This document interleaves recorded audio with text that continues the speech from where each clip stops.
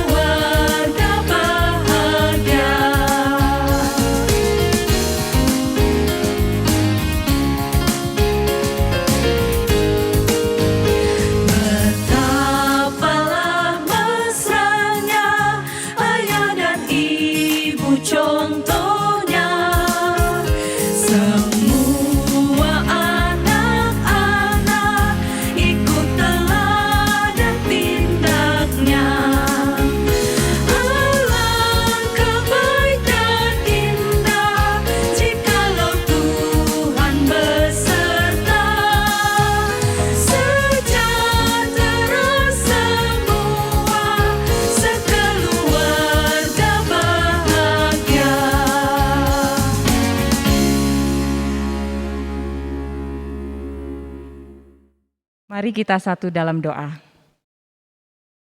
Bapa kami di dalam surga, selamat pagi Tuhan. Pagi hari ini kami datang kepadamu, kami rindu Tuhan untuk mendengarkan sabda-Mu. Engkau memberkati setiap kami, kiranya kami boleh mengerti dan memahami, pimpin kami ya Bapa, untuk setiap apa yang kami baca dan kami renungkan. Kami berdoa untuk Bapak Pendeta Dwi Santoso yang akan menyampaikan kebenaran sabda-Mu. Biarlah melalui firman-Mu yang disampaikan, menjadikan kekuatan bagi kami. Terima kasih Bapa, bersabdalah kami sudah siap untuk mendengarkan. Dalam nama Tuhan Yesus kami sudah berdoa. Amin. Saudara-saudara yang terkasih, bacaan firman Tuhan pada hari ini sesuai dengan daftar bacaan leksionari, terambil dari 1 Korintus pasalnya yang ke-7, ayat 10 sampai dengan ayatnya yang ke-16. 1 Korintus 7 ayat 10 sampai 16. Kepada orang-orang yang telah kawin, aku tidak, bukan aku, tetapi Tuhan perintahkan supaya seorang istri tidak boleh menceraikan suaminya. Dan jikalau ia bercerai, ia harus tetap hidup tanpa suami atau berdamai dengan suaminya, dan seorang suami tidak boleh menceraikan istrinya. Kepada orang-orang lain aku bukan Tuhan, katakan, kalau ada seorang saudara beristrikan seorang yang tidak beriman, dan perempuan itu mau hidup bersama-sama dengan dia, janganlah saudara itu menceraikan dia. Dan kalau ada seorang istri bersuamikan seorang yang tidak beriman, dan laki-laki itu mau hidup bersama-sama dengan dia, janganlah ia menceraikan laki-laki itu. Karena suami yang tidak beriman itu dikuduskan oleh istrinya, dan istri yang tidak beriman itu dikuduskan oleh suaminya. Andai kata tidak demikian, niscaya anak-anakmu adalah anak cemar. Tetapi sekarang mereka adalah anak-anak kudus. Tetapi kalau orang yang tidak beriman itu mau bercerai, biarlah ia bercerai. Dalam hal yang demikian, saudara atau saudari tidak terikat. Tetapi Allah memanggil kamu untuk hidup dalam damai sejahtera. Sebab bagaimanakah engkau mengetahui, hai istri, apakah engkau tidak akan menyelamatkan suamimu? Atau bagaimanakah engkau mengetahui, hai suami, apakah engkau tidak akan menyelamatkan istrimu? Amin. Saudara-saudara yang terkasih, saya memberi judul renungan kita pada hari ini adalah Hidup Damai Dimulai dari Keluarga.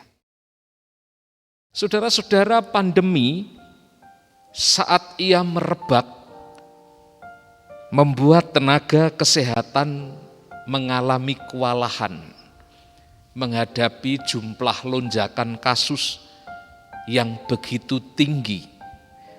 Mereka sibuk menangani pasien dan banyak yang kemudian sharing mereka untuk beristirahat saja itu sangat susah. Karena itu kemudian muncul ungkapan-ungkapan, meme yang kemudian menghiasi media sosial. Ada yang menuliskan, kami rindu pulang. Ada yang menuliskan, kami ingin istirahat. Dan baru-baru ini kita membaca ada yang menuliskan, keluarga adalah tempat yang paling aman. Saudara-saudara, terminologi keluarga sebetulnya sesuatu yang sudah biasa dan umum. Tetapi pada masa pandemi ini, keluarga menjadi sesuatu yang penting. Tiba-tiba ia menyeruak ke permukaan dan menjadi bahan pembicaraan. Relevan dengan situasi pandemi ini. Mengapa begitu? Karena memang pandemi ini ternyata memulangkan kita kepada keluarga kita masing-masing.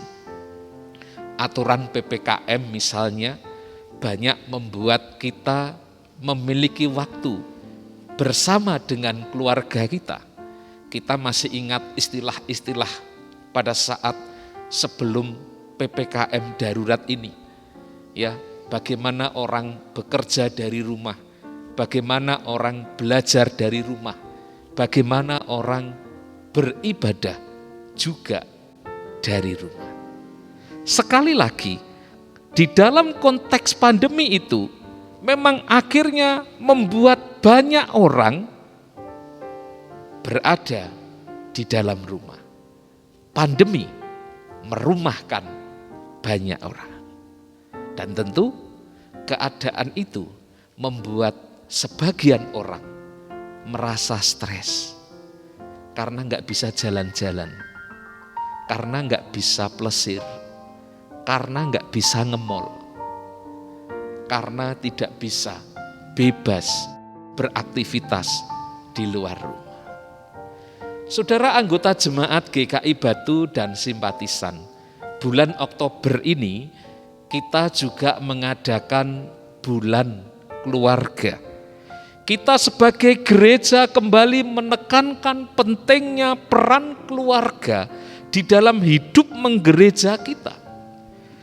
Keluarga Kristen adalah wujud gereja yang paling kecil, yang paling nyata, yang paling dekat dengan kehidupan kita. Suami, istri, anak, mereka menjadi penting bukan saja karena pandemi, tetapi sejak awal ketika Tuhan menciptakan sebuah lembaga pernikahan yang disebut sebagai keluarga, seperti yang Tuhan ajarkan Di dalam Kejadian 2 ayat 18, dimaksudkan dibentuk sebuah keluarga itu supaya pasangan suami istri itu membentuk sebuah persekutuan kasih. Persekutuan kasih yang bertujuan untuk menghadirkan damai sejahtera Allah. Maka kita sebagai keluarga Kristen, bagaimana caranya? Sebagai keluarga, kita bisa menghadirkan dan merasakan damai sejahtera itu di tengah-tengah kehidupan keluarga kita. Bacaan kita hari ini menolong kita, memberikan pelajaran kepada kita ada dua hal yang dapat kita lakukan agar keluarga kita itu mengalami damai sejahtera. Agar damai sejahtera itu dimulai dari kehidupan keluarga kita. Yang pertama, Bapak Ibu Saudaraku, yaitu bila kita, keluarga kita, hidup di dalam kekudusan. Saudaraku, masalah kekudusan hidup seringkali diabaikan oleh banyak orang. Padahal sifat kita sebagai Kristen adalah memang dirancang oleh Tuhan, diciptakan oleh Tuhan Yesus Kristus, didesain oleh Tuhan Yesus untuk menjadi komunitas yang kudus. Paling tidak itulah yang disaksikan oleh Rasul Paulus di dalam tulisannya kepada jemaat yang ada di Efesus. Efesus 1 ayat 4 mengatakan, sebab di dalam Dia, di dalam Kristus, Allah telah memilih kita sebelum dunia dijadikan, supaya kita kudus dan tidak bercacat di hadapannya. Komunitas yang dipisahkan Allah dari semangat kehidupan dunia dan dikhususkan, diasingkan dalam kehidupannya untuk mengabdi bagi kepentingan Tuhan, itulah makna hidup di dalam kekudusan. Meskipun kita masih ada di dunia, tetapi di dalam konsep kekudusan ini, kita tidak boleh hidup dengan semangat dunia. Kita masih ada di dunia, tetapi kita tidak boleh menjadi duniawi. Komunitas yang kudus itu menjadi identitas baru kita. Di dalam iman kepercayaan kita kepada Kristus, yang mengalami penebusan di dalam Dia, di mana kita mengalami pengudusan oleh Roh Kudus. Jika kita ngomong tentang pandemi di konteks kehidupan kita hari ini, kita dituntut untuk hidup sehat. Bukan saja sehat, tetapi juga kita dituntut hidup bersih. Maka di dalam konteks kehidupan kita sebagai Kristen yang mengembangkan kehidupan kudus, maka kita dipanggil untuk hidup di dalam kebersihan batin, resik atine, resik batine, resik pikirane. Saudara, dengan kehidupan yang seperti itu, maka itulah keadaan yang menjelaskan tentang kehidupan yang kudus. Maka di dalam konteks keluarga, di mana ada sebuah relasi antara suami dengan istri, maka firman Tuhan hari ini mengatakan kepada kita, kalau ada suami tidak beriman, kalau ada suami yang tidak kudus hidupnya, maka istri dipanggil untuk membimbing suaminya itu, untuk menjalani kehidupan sebagai orang beriman. Maka suami dipanggil oleh Tuhan untuk membimbing suaminya itu atau istrinya itu untuk menjalani kehidupan yang kudus. Peran menguduskan itu disebut peran resiprokal, timbal balik. Ada ketersalingan, saling melakukan secara berbalasan antara suami dengan istri. Maka benarlah prinsip di dalam membentuk sebuah keluarga, yaitu bertujuan untuk saling menyempurnakan yang dilandasi oleh kasih Kristus. Yang kedua, saudara, kalau keluarga kita ingin mengalami kehidupan yang damai, maka selain kita mempertahankan kehidupan kudusan hidup keluarga kita, maka yang kedua berbicara tentang kehidupan keluarga yang dinafasi, digerakkan di dalam kesetiaan. Saudara yang terkasih, kasih Allah yang menjadi dasar pernikahan, persekutuan suami istri adalah kasih yang suci, kasih yang kudus, karena dia berasal dari Tuhan sendiri. Karena itu pasangan suami istri dituntut untuk hidup di dalam kesetiaan, mempertahankan kesucian kasih ilahi itu. Hidup di dalam kesetiaan berarti kita menghargai kesucian kasih Allah itu. Maka di dalam bagian firman Tuhan yang hari ini kita baca, Rasul Paulus dengan tegas memberikan nasihat, memberikan teguran, memberikan sebuah peringatan supaya hidup pasangan suami atau istri itu jangan sampai mempraktekkan gaya hidup yang mengumbar keinginan daging. Gaya kehidupan yang suka kawin cerai. Ya, ada sebuah slogan yang mengatakan, ya, bersatu kita teguh, bercerai kita, jawabannya mestinya kita runtuh. Tapi diplesetkan oleh orang, bercerai kita kawin lagi. Nah, di dalam kekristenan firman Tuhan mengajarkan kepada pasangan-pasangan Kristiani, seperti firman Tuhan yang tadi kita baca hari ini, tidak ada hukumnya untuk bercerai. Kekristenan itu mengajarkan bahwa kasih itu mempersatukan dan bukan memisahkan, bukan menceraikan. Bahkan nasihat di dalam setiap pernikahan mengatakan apa yang sudah dipersatukan oleh Allah itu tidak dapat dipisahkan oleh manusia. Saudara-saudara yang terkasih, karena itu Rasul Paulus kemudian memberikan sebuah teladan kepada kita. Apa itu?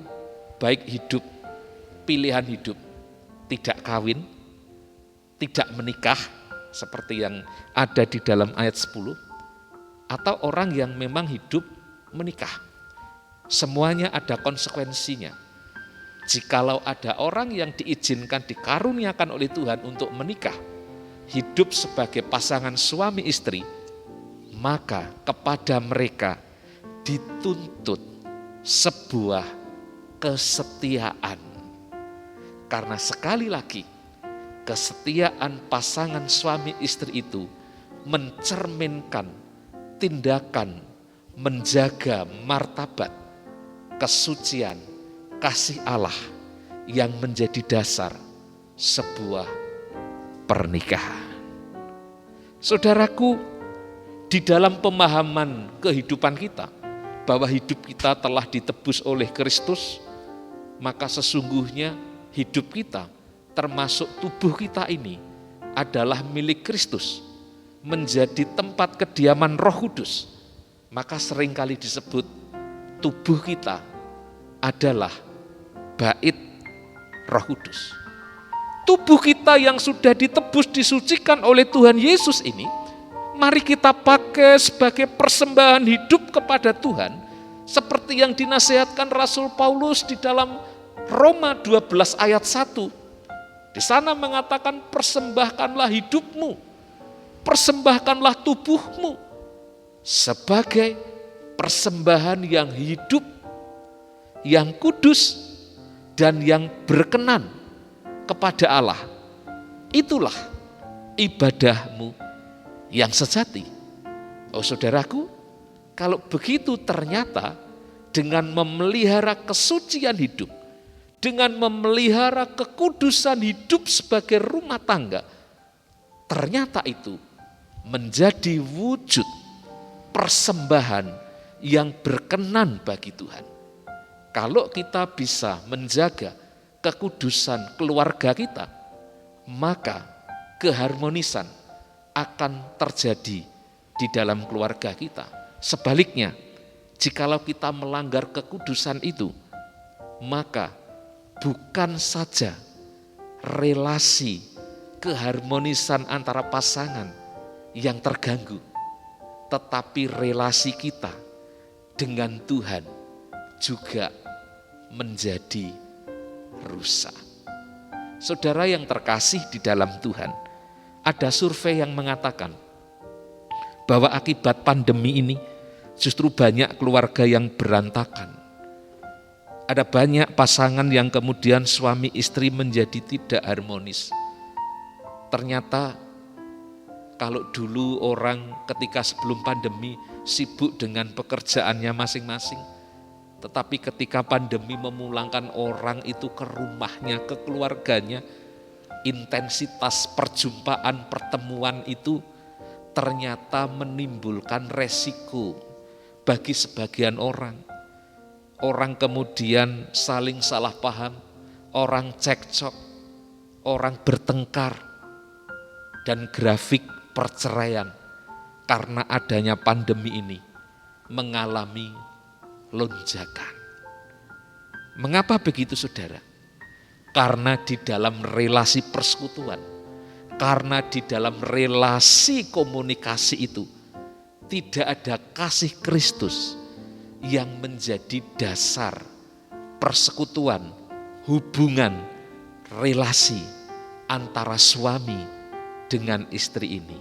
Satu sama lain hanya ingin mementingkan, memuaskan egoisme dan kepentingan hawa nafsu kedagingan. Saudara-saudara, mari kita menjalani fase-fase kehidupan di dalam keluarga masing-masing.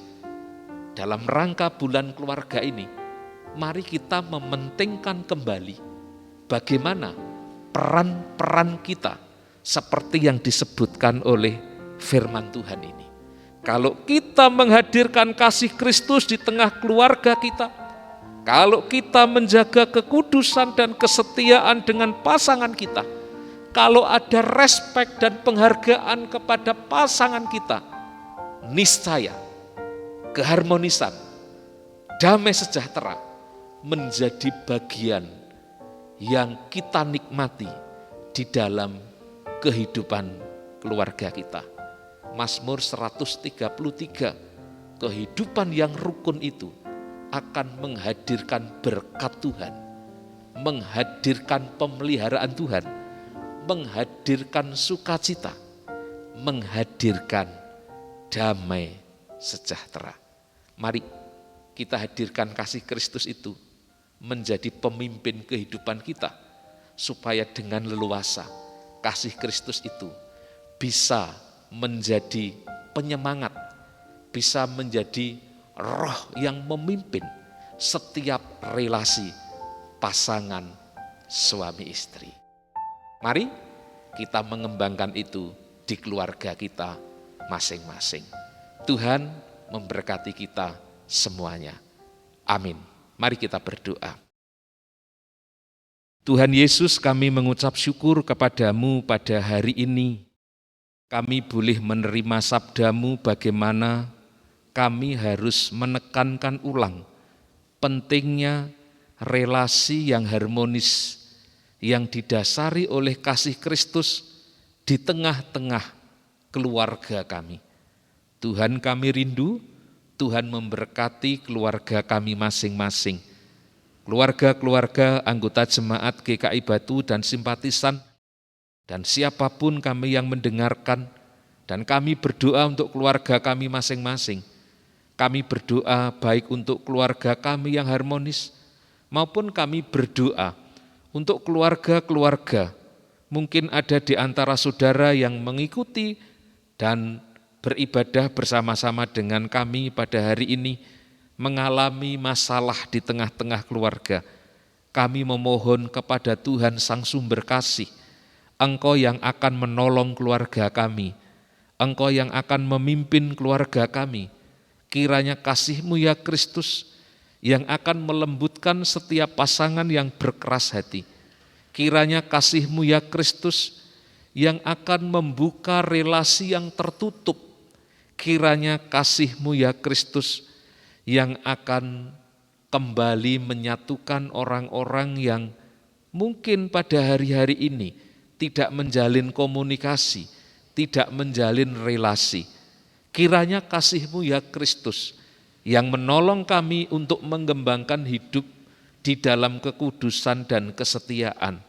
Kiranya kasih-Mu ya Kristus yang memerintah setiap para orang tua, pasangan suami istri, orang tua mengasihi anak-anak, suami mengasihi istrinya, dan juga sebaliknya.